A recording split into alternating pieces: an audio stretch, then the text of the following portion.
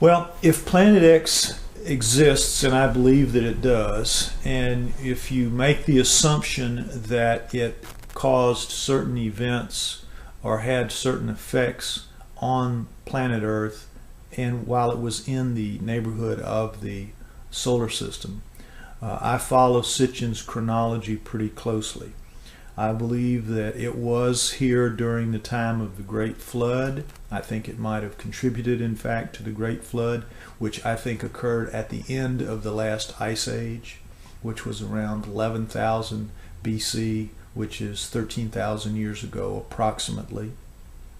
I think that if you go with 11,000 BC as a rough estimate of where the flood occurred and where to start, and you divide by 3,600 year increments.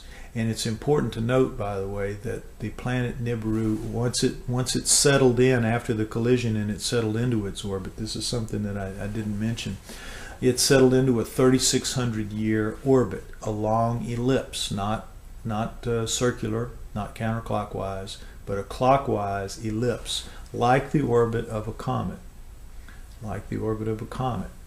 And so if you divide that orbit of 3,600 years with a start date, a fixed point in time of the end of the last ice age, which I think would have caused the Great Flood.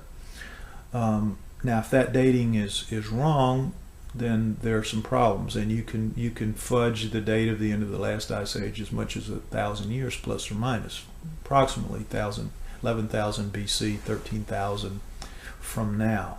But if you use that, then you divide by increments of 3,600. And as Sitchin points out, at each division point, at say 7,400 BC, you have the moving from the Stone Age to the, I think, Iron Age. And these are not coming to mind right now, but then 3,600 years later, I think it's like 3,600 or 3,400 BC, 3,200. There's another big boost to human technology. I can't remember what that. Maybe the Copper Age or maybe the Bronze Age. But Sitchin seems to feel like Earth gets a boost in technology, a boost in knowledge every time Nibiru comes around. I don't know why that would necessarily be a function of it, because if the Anunnaki are here all the time, they could, give that boost at any point that they wanted to. So I'm not as sure of that. I base my theory, my belief in it, around the end of the last ice age and the Great Flood. If you divide by 3,600, working your way down, you get the last time Nibiru was here was around 200 BC.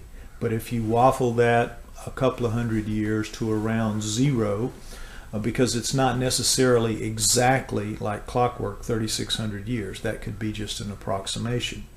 So if you bring it to around zero, the year zero, then I think you could explain the Star of Bethlehem, which is a reasonably well documented in that it was a star. Now, what was it? There are various theories about it being conjunctions of planets in the sky, but if you make the assumption that something was there for sure to be written about in the way that it was, I would think that Nibiru would be a good candidate for being the Star of Bethlehem, the unexplained, unexpected star in the sky. If it was, then that means it's 3,600 years until it comes around again. If you say the year zero is the start point, then that means we're 2,000 years into the orbit. That means it's just made its far turn out, its aphelion turn, and it's just beginning to come back. And we've got another, say, 1,600 years to go, and that would put it back here around 3,600. If we use 200 BC as the start point, then it would be 3,400 AD. In any event, it's certainly, in my opinion, not going to be back here anytime soon. Now, I know there's some talk now and discussion about the possibility that it may come in sooner. In 2003 is when theory that's being proposed, 2005, 2007, and of course the classic Maya 2012, the one that the Maya said is the end of one era and the beginning of a next. So I don't think it's any of those, and I don't think it could be even the 2012. I think because Nibiru is supposed to be a large planet, 3 to 4 times larger than Earth, number one. Number two, it's supposed to be very bright in the sky, very bright. We would have to consider that to be caused by having a bright albedo, which is the amount of reflective power that it has, and I think that would come from it having a lot of water on its surface. And it's said to be a watery planet, and the Anunnaki were masters of water. If there's one fingerprint that you see of the Anunnaki wherever they lived, they absolutely turned desert made deserts bloom. They were geniuses with water and the movement of water and the conservation of water and the use of water. So let's assume that they're a water planet. If that's the case, if it is large, 3 or 4 times larger than Earth, and it does have a very bright albedo and shines very clearly, then it's going to be visible way, way out, way out. And we have in the United States, but around the world, literally thousands of very serious, hardcore amateur astronomers who are amateur in name only because they take it very seriously.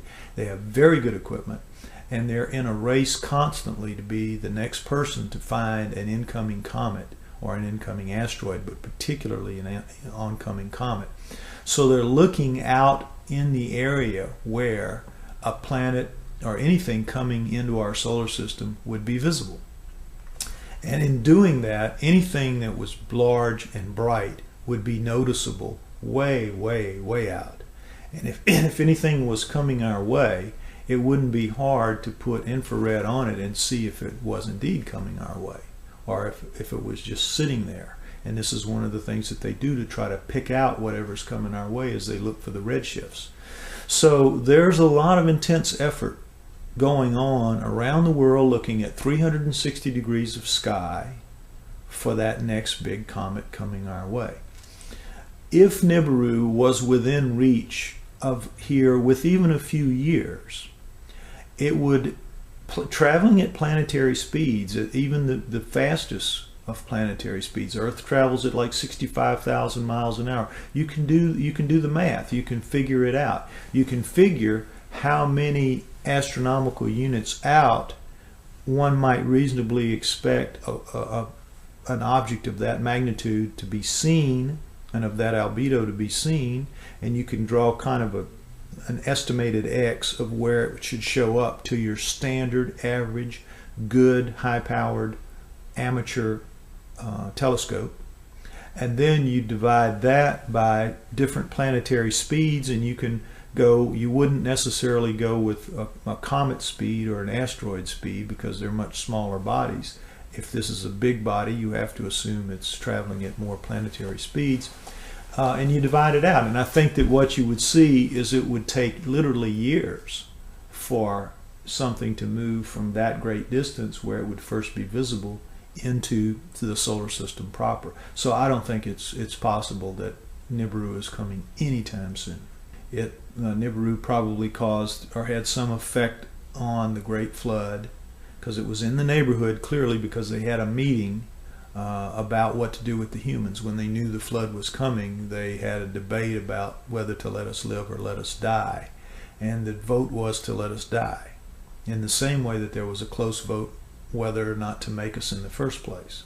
And the vote then was to make us, and when it came time to vote again, the vote was to let us die, to destroy us in the flood, let us be destroyed by the flood.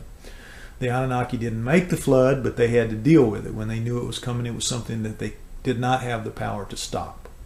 So as they anticipated it, they said, what do we do with the humans? They voted to let us die, and you know, that was that. So it means that Nibiru was in the neighborhood. Of course, we were saved by Enki allowing Utnapishtim to build a boat and save a few, you know, that's another story. But if Nibiru was in the neighborhood at the time of the flood, which we make the assumption it was, and Sitchin is the one who put that out, and Sitchin is the one who made the 3,600-year divisions as to where historical changes occurred in the life in the history of humanity. Significant changes occurred at every 3,600-year mark. So those numbers that I gave earlier are pretty much his numbers. So I've always known him to say that.